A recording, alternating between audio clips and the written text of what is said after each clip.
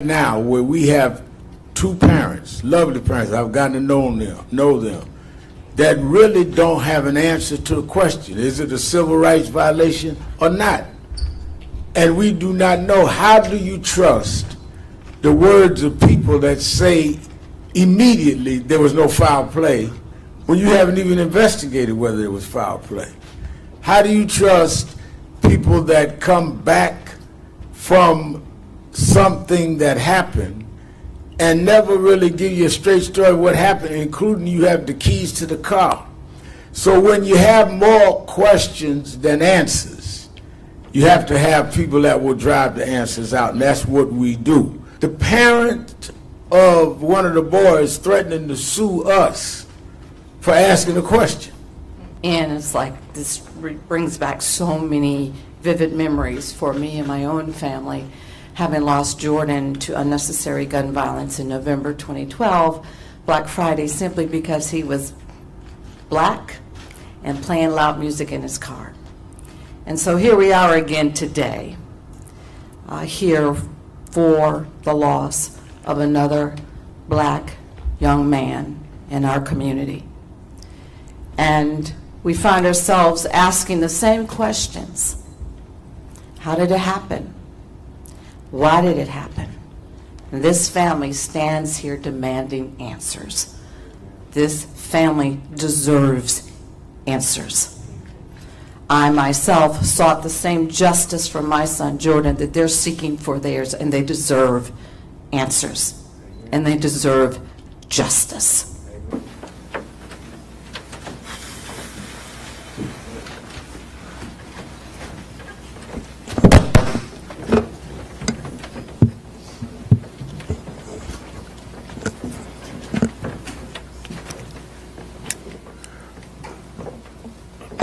Good morning. Let me say the case that we have been dealing with now for the last several weeks around Nolan Wells is indicative of many cases around the country that have raised serious questions with racial overtones. Attorney Crump and I are going tomorrow, where I'm doing the eulogy for a young black man in Madison, Wisconsin, homeless, and they say had a knife, and there's the tape of him being shot, 3 cops surrounding him, shot and killed, 4 shots. And these cases building up in a climate of an administration in Washington that we cannot feel will objectively investigate. There was a time that we could say if state authorities fail us, we can go to the Justice Department. Even under George Bush, we went to the Justice Department. We, at this point, have to hope that one, we could deal with civil courts, or secondly, that there's a balance of power with the Democrats taking the House in November, and maybe the Judiciary Committee under that can at least put a check and balance on cases that need to be investigated. But we are right now where we have two parents, lovely parents, I've gotten to know them, that really don't have an answer to a question. Is it a civil rights violation or not? And we do not know. How do you trust the words of people? The body of 18-year-old Nolan Xavier Wells was found face down in the water off Horn Island, Mississippi, on the morning of July 6, 2026. He had vanished 2 days earlier, after a 4th of July boat trip with friends. The Jackson County Sheriff said that no foul play had been identified. No foul play has been identified at this time, the sheriff told CNN. They said this before the autopsy was complete, before the toxicology results came back, before the investigation had really started. Thank you so much, Mentor. Reverend Allen, thank you for helping not only lead the effort to get to the truth, but keeping this family in your prayers as you have done so many more families, giving them support. I'm Attorney Ben Crump, along with Attorney Eric Hertz, Attorney Lisa Park, Attorney Ahmad Smith. We have the honor of representing the family of Nolan Wells. Obviously, you all have come to know his parents, Christine and Elmore Wansley. And this is hard. I heard Congresswoman McBath, who lost her son Jordan almost 12 years ago, and it's still raw and emotional when you hear her talk about the loss of a child. I mean, he's not coming back, and that is the story. Everything else is just, hyperbole, is distractions. The story is what happened to Nolan Wells. Somebody knows something. Somebody saw something. I'm thankful to Reverend Al Sharpton and Mr. Tyler Perry and Terrell Owens and Byron Allen putting up these rewards. I understand others have now put up rewards, and that's good because that means we all have the same objective. We want the truth about what happened to Nolan Wells, and it is urgent. It is urgent because each day that goes by, you worry, will we ever get to the truth? And so that's why we want to thank CBC for calling on the federal authorities and anybody else who has resources to help this family get to the truth of what happened to their son. I know I was talking to Christian Clark, and she said, no, let's make sure that all taxpayers' money that goes to support federal resources apply to our children too. I mean, let's say that nobody should say, oh, it doesn't matter that much because it's a black child. No, it matters. All of our children matter. And so we are going to continue every day to say his name, Attorney Hertz, Attorney Park, Attorney Smith, trying to work with the local district attorney to give them what they need to do a thorough, fair, full, impartial investigation. That's what we're asking for. Everything else is just a distraction because Nolan's birthday is next Wednesday, August 19th. It is going to be extremely difficult for his mother, his father, and his family, because this August 19th will be like no other that they've ever had for the last 19 years. I mean, it's a milestone when your child gets to be 18 years old. You try to breathe a little easier, Reverend. Now you say, man, we almost got them there. They at the cusp of being an adult, cusp of manhood. And you heard how Elmore was working so hard. How do you trust the words of people that say immediately there was no foul play when you haven't even investigated whether there was foul play? This is the question that haunts the parents, and it is the question that defines this case. Their son is gone, and before they could even begin to grieve, a narrative was handed to them. They were told it was likely an accident. Accept it. Move on. Before we go deeper into what the documents and statements actually show, make sure you're subscribed to Project Cold Case, because we don't just cover the story, we follow the evidence. A mother's intuition is a powerful thing. Christine Wansley, Nolan's mother, knew the story she was being told didn't fit the son she raised. She told Good Morning America that she tracked Nolan's phone. When she finally got it, she and her sister immediately went through his Snapchat accounts. They were empty. "I've seen Nolan whenever he snaps," she said. There were no saved pictures. No snaps from that day. Nothing. It wasn't even 24 hours, which is how long videos and pictures stay on Snapchat. The phone was scrubbed clean. As she put it, that's suspicious.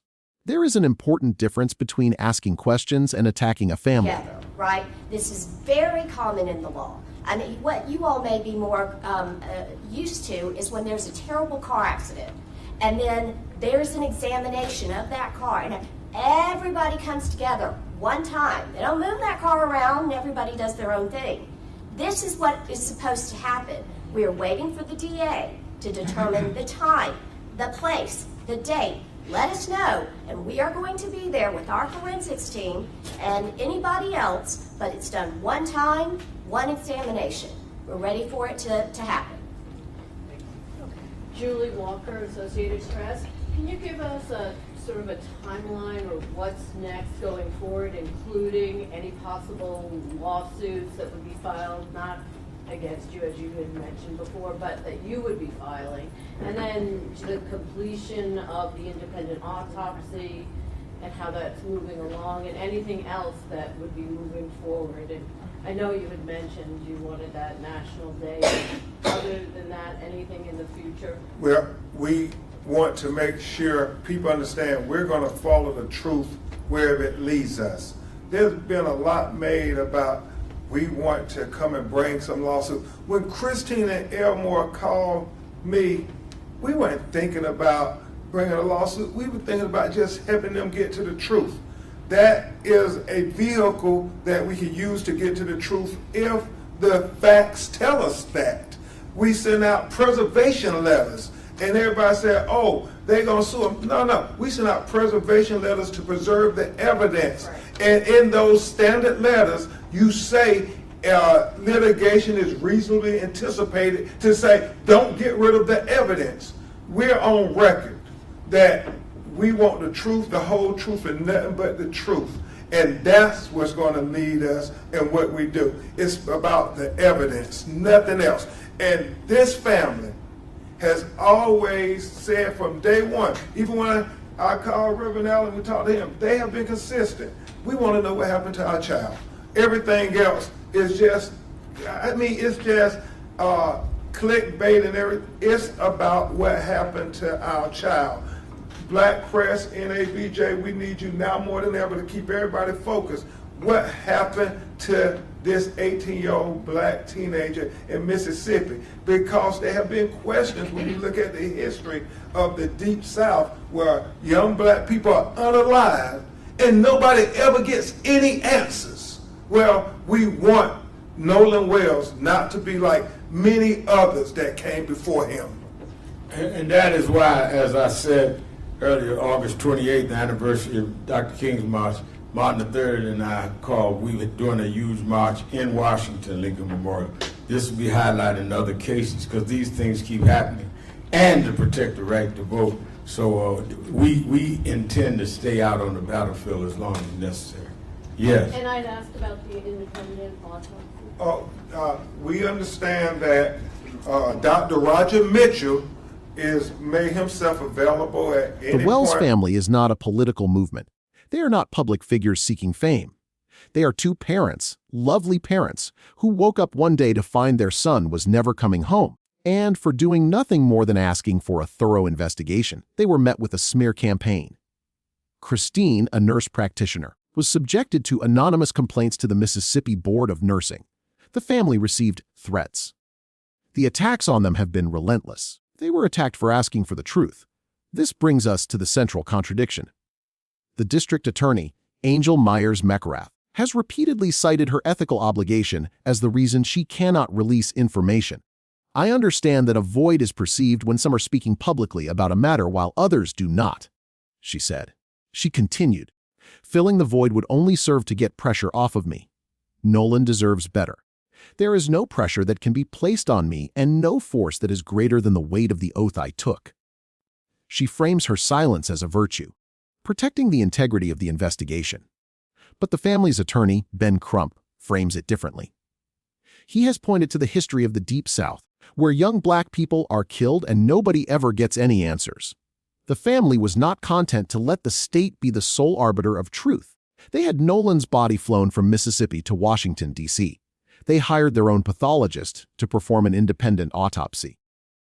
They were not going to just accept the first story they were told. It is a lived experience for many black Americans that oftentimes when our children are killed in highly questionable situations, there is this notion that there was nothing wrong. No foul play. Let's just sweep it under the rug. This is where the story becomes a thriller. Horn Island is federal property run by the National Park Service. Nolan's body was found on federal land. This is why former Congressman Jesse Jackson Jr. called for a federal investigation. He noted that 24 days after the body was found, no federal agency had announced an investigation. You have a death on federal land, you have parents desperately seeking answers, and you have no federal presence. Why the disparity? Meanwhile, the local DA promised to present a thorough investigation to a grand jury, but has not answered how or whether rangers even patrolled Horn Island on the 4th of July. The family held a press conference at the National Association of Black Journalists convention in Atlanta. It was there on August 13 that the weight of it all became clear. Nolan's birthday was coming, August 19th. He would have been 19. The parents spoke of the new normal. They spoke of the hurt that comes every day, the conversations they have to have with their other children who are grieving too. Not just swept They under asked- the rug. And I'll say in conclusion, thank you to the media. Now more than ever, the fourth branch of government, we need you. NABJ, we need you now more than ever. We're talking about Nolan Wells, but remember, there were two other 18-year-old black teenagers who were unalive in highly questionable situations. Tyler Smith and David Irvin. And we need to be talking about these children. We got, the young lady, Alyssa Hackett, who was, brutalized by a state trooper and who cursed her. She's a tiny black teenager. And, Reverend Allen, as we were looking at the video, as a girl dad, if a police officer can't have an interaction with a black teenage girl without body slamming her, cursing her, and punching her in the face, what does that say about where we're at in America in 2026? This is about covering those stories, even when people who may run your news outlets don't want you to cover the stories. We need you to give us a voice in the tradition of Ida B. Wells. We can't have the police just writing the narratives and the reports. We need you all writing those narrative reports. And you got to challenge your white counterparts and say it. Ida B. Wells said famously, Reverend Al, the killers write the police reports. No, we need NABJ to write the reports and the narratives. Thank you. Thank you.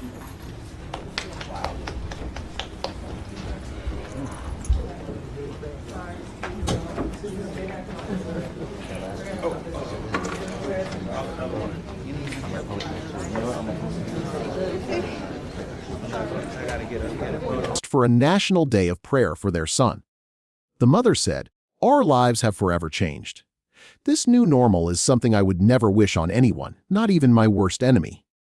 The pursuit of the truth in this case is not complicated. It is a simple request. If it was your child, what would accountability and justice look like? The Wells family is not asking for anything special. They are asking for equal justice for their child. They are asking for the same investigation you would do for your child. They want the truth, the whole truth, and nothing but the truth. What did the independent autopsy show? The family's pathologist, Dr. Roger Mitchell, was ready and willing. He was waiting for the district attorney's office and the medical examiner to allow him to proceed. Attorney Ben Crump stated, "We understand that Dr. Roger Mitchell has made himself available at any point that the district attorney's office and the medical examiner will allow him to come. He's ready, willing, and able to go do it. But as of this recording, the official autopsy results from the state remain sealed.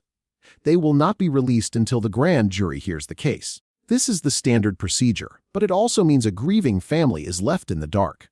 On the evening of August 19th, there was a prayer rally in Ocean Springs. They were praying for Nolan, but they were also praying for something else. They were praying for the truth to come out. The family was joined by community members, faith leaders, and supporters. They stood in the Mississippi heat, holding candles and begging for answers. As the Reverend Al Sharpton said, "Imagine this. You're losing your child and you're being attacked for asking what happened." They are demanding answers. The question remains, what happened to Nolan Wells? Was it an accident, as authorities initially suggested? Or is there more to the story? The family has pointed out inconsistencies. Why would Nolan, a young man who was known to love social media, suddenly have no photos or videos on his phone from that day? Why was the initial statement about the cause of death given before any investigation was complete? Why was the family, who are simply grieving parents, subjected to attacks for asking questions? We are left with an unanswered question. It is the same question the family has asked from day one. It is the question the press should continue to ask. It is the question we all need to be asking. How do you trust the words of people that say immediately there was no foul play when you haven't even investigated whether there was foul play? You can find the district attorney's full public statement on the Jackson County, Mississippi government website. In the comments below, tell us, do you think the family is getting a fair investigation, or is this a case that demands federal intervention? Like, share, subscribe, and turn on notifications for Project Cold Case. We will follow this case until the truth is found.